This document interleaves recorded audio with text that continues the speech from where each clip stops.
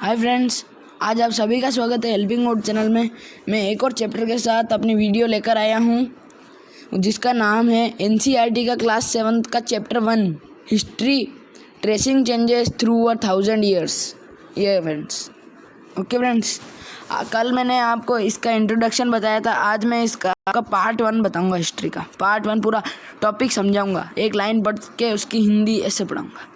तो मैं भी start friends now. Okay, old and new terminologies. If the context in which the information is produced changes with time, what about the language and the meanings? ये बोल रहे हैं कि अगर जो कॉन्टेक्स्ट है जिसमें पास्ट की इंफॉर्मेशन प्रोड्यूस थी, अगर वो टाइम के साथ चेंज हो जाए तो लैंग्वेज और मीनिंग का क्या होगा। Historical records exist in a variety of language which have changed considerably over the years.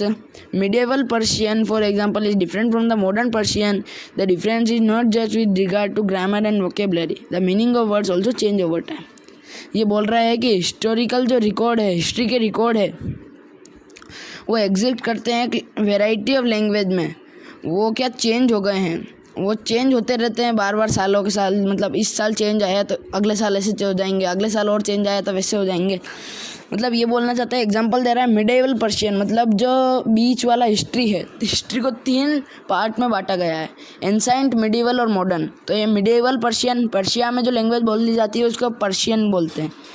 तो ये बोल रहे हैं friends, medieval Persian for example is different from the modern Persian. Medieval Persian जो है वो आज की पर्शियन से डिफरेंट थी। The difference is not just regard to grammar, मतलब ये बोल रहा है डिफरेंस ग्रामर और वोकेबलरी का ही नहीं है, बल्कि वर्ड का मतलब का भी चेंज है।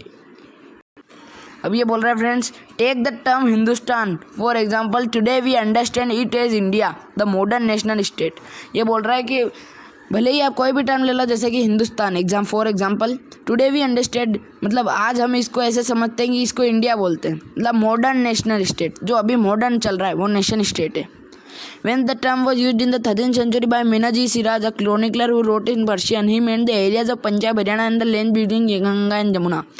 एक जो 13th सेंचुरी मतलब 12 में 1200 उसके आगे और 1300 के बीच में जो भी था, एक मीनाजी सिराज एक क्रॉनिकलर था, मतलब जो हिस्ट्री लिखता था पर्शियन में। पर्शियन लैंग्वेज है जो पर्शिया में बोली जाती है।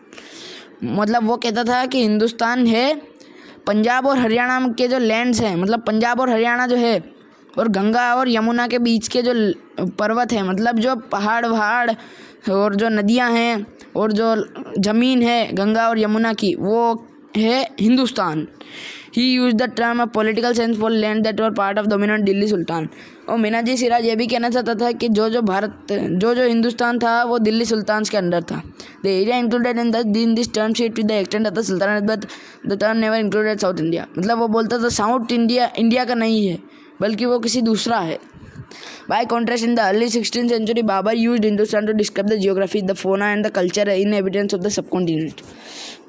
जब बाबर ये 16th सेंचुरी में यूज़ करता था, मतलब अर्ली 16, मतलब 1500 से 1600 के बीच में जब यूज़ करता था जियोग्राफी, मतलब बाबर हिंदुस्तान को यूज़ करता था जियोग्राफी दिखाने के लिए। जियोग्राफी में मतलब फोना, वहाँ पे बहुत अच्छे खेत हैं, आदमी बहुत हैं, खाना पीना बहुत अच्छा है, कल्चर है, inhabitants है। As we will see later in the chapter that somewhat similar to the 14th century poet Amir Khusrau used the word Hind, while the idea of a geographical and cultural enlightened India did exist, the Hindustan did not carry the political national meanings which we associate with it today।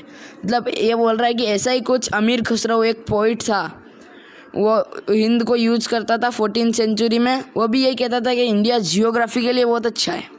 The term Hindustan कोई political नहीं है, वहाँ कोई national meaning नहीं है, ऐसा अमीर खुसरो बोलता था।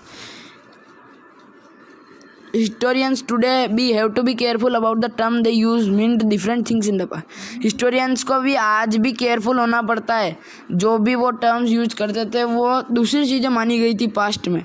जैसे कि एक टर्म ले लेते हैं अपन, take for example a simple term like foreigner. ये फॉरेनर टुडे भी आज हम इसको कैसे समझते हैं, इंडियन, जो कि इंडियन नहीं है उसे फॉरेनर कहते हैं। In the medieval period, a foreigner was any stranger who appeared, say, in a given village, while someone who was not part of their society of culture. In Hindi, the term might be used to describe such a person in Persian ajnabi. Okay. नहीं, ये बोल रहा है medieval period मतलब ancient के बाद वाला और मॉडर्न के पहले वाला, मतलब बीच का। एक फॉरेनर जो था वो एक स्ट्रेंजर था, उसकी से थी गिवन विलेज में, मतलब वो जो भी आदमी था वो फॉरेनर पास्ट में ऐसे कहलाता था कि वो जो भी सोसाइटी और कल्चर का नहीं है। इन हिंदी टर्म परदेसी जो थी वो माइट डिस्क्राइब सच पर्सन, मतलब परदेसी आज हिंदी में परदेसी को कहते हैं, पर्शियन में कहते थे परदेसी को अजनबी, हिंदी में इसको परदेसी कहते हैं।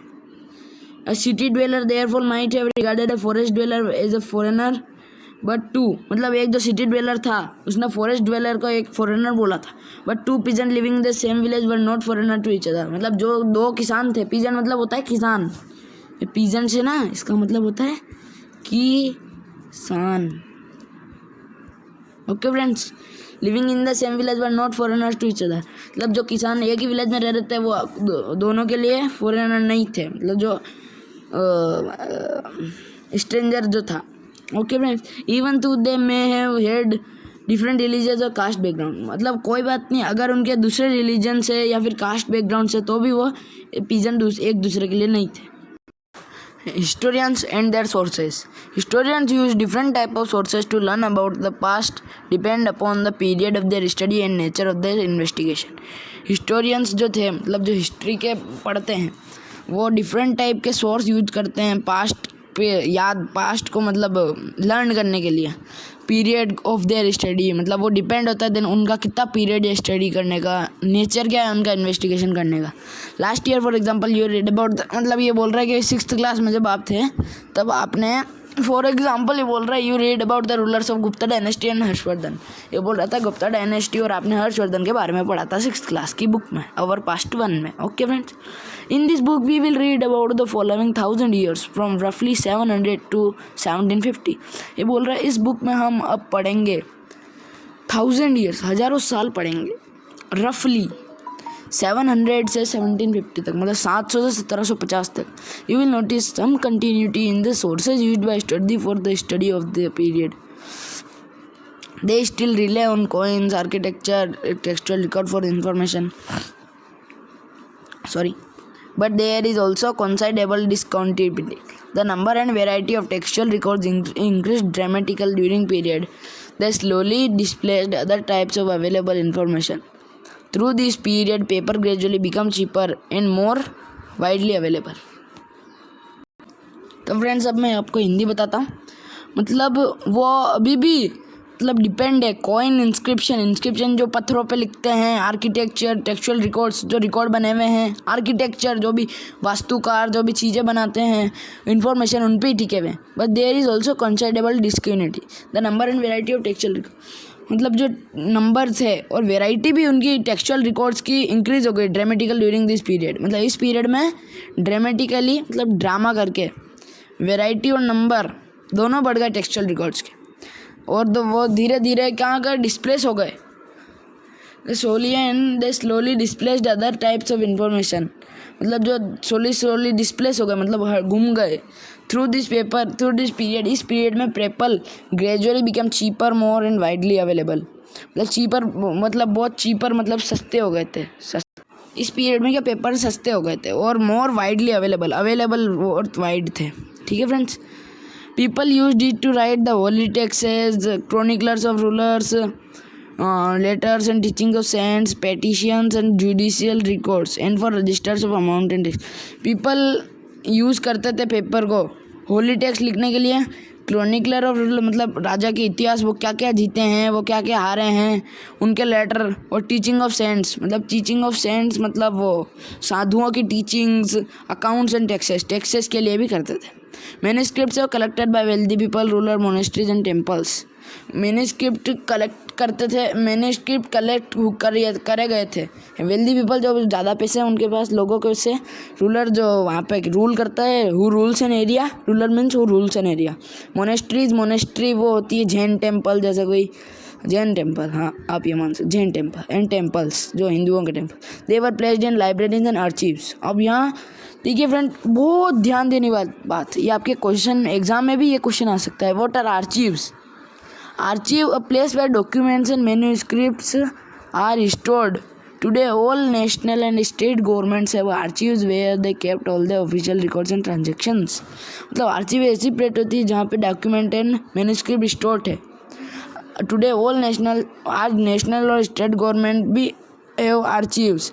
उनके भी आर्चिव होते हैं नेशनल और स्टेट गवर्नमेंट के, जहाँ पे वो उनकी पुरानी मतलब ऑफिशियल रिकॉर्ड्स रख सकते हैं ऑफिस की.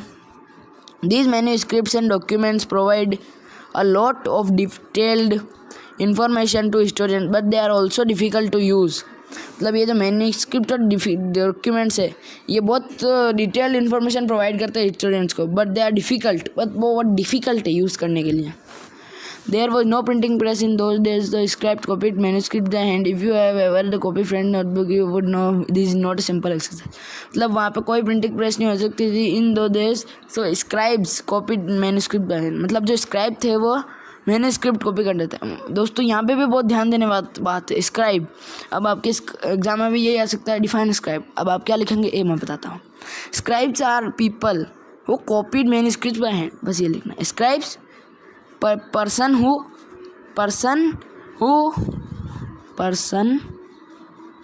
copied manuscript by hand, बस ये लिख देना, आपको नंबर मिल जाएगा. If you have ever copied a friend, मतलब ये कह रहा है अगर आपने कभी एक फ्रेंड की नोटबुक अपने होमवर्क में कॉपी करी है पूरी, तो आपको ये पता चलेगा कि सिंपल एक्सरसाइज नहीं, मतलब आसान काम नहीं है. सिंपल एक्सरसाइज मीन्स आसान काम. Sometime you cannot read your friend's writing and are forced to guess what it's written. Sometime कभी ऐसा होता है दोस्तों कि आप कभी अपने फ्रेंड की राइटिंग नहीं देख सकते, मतलब समझ नहीं सकते, और आप फोर्स होते हैं, मतलब उस टाइम आपको गेस करना पड़ता है क्या लिख रहा हुआ. As a result there are small but significant differences in your copy of your friends. तब ये बोल रहा है जैसे तैसे भी आपकी फ्रेंड की कॉपी में और आपकी कॉपी में डिफरेंस ज़रूर होता है, भले आप कुछ भी करो थोड़ा बहुत डिफरेंस ज़रूर होता है, राइटिंग का हो, मिस्टेक्स का हो. मैन्युस्क्रिप्ट कॉपिंग इज समवट सिमिलर, है ना. मैन्युस्क्रिप्ट कॉपी करते हैं अपन जैसे फ्रेंड्स की नोटबुक, वैसा ही सिमिलर है. They also introduce, manuscript copy करना भी वैसा ही है. As scribed copied manuscript they also introduce small changes, a word here, a sentence there. मतलब जब मैन्युस्क्रिप्ट स्क्राइब कॉपी करते थे मैन्युस्क्रिप्ट, तो उनको भी वो भी थोड़े बहुत स्मॉल चेंजेस कर देते, जैसे एक वर्ड यहाँ लिख दिया उसकी जगह यहाँ, सेंटेंस उसकी जगह यहाँ. This small differences grew over centuries copying until manuscripts of the same text became substantially different from one another. मतलब इसका मतलब यह है कि ये स्मॉल चेंजेस बड़े सेंचुरी तक बढ़े ऑफ कॉपिंग. मतलब ये बोल रहा है एक सेंचुरी में कॉपी किया तो दूसरी सेंचुरी वाला भी इसको कॉपी करेगा, तो वो 1-2 सेंचुरी और करेगा, तो ऐसे गलत होते गए. देन क्या हुआ दोस्तों, ये this is a serious problem because we rarely find the original manuscript of the author. मतलब ये बहुत सीरियस प्रॉब्लम है बिकॉज क्योंकि हम रेयरली कभी फाइंड कर सकते हैं ओरिजिनल मैन्युस्क्रिप्ट ऑथर की. We are totally dependent upon the copies made by later scribes.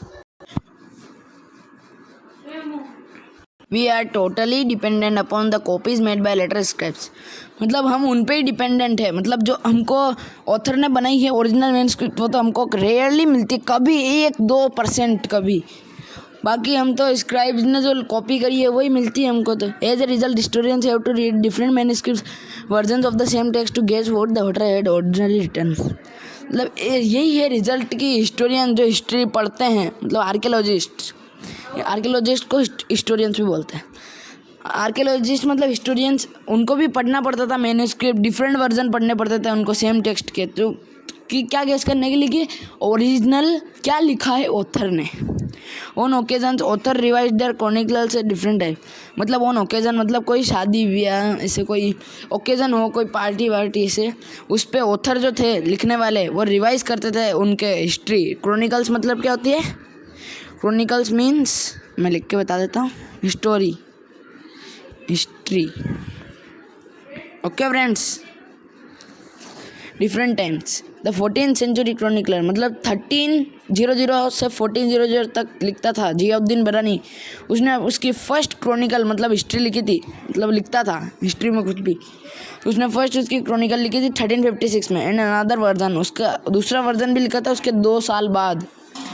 The two differ from each other, but historians did not know about the extent of the first version until the 1960s. Remained lost in library construction. मतलब इन दोनों में difference ये है कि historians को अभी तक भी पता नहीं चला, 1960 तक पता ही नहीं चला था कि वो 1356 वाली कहाँ गई।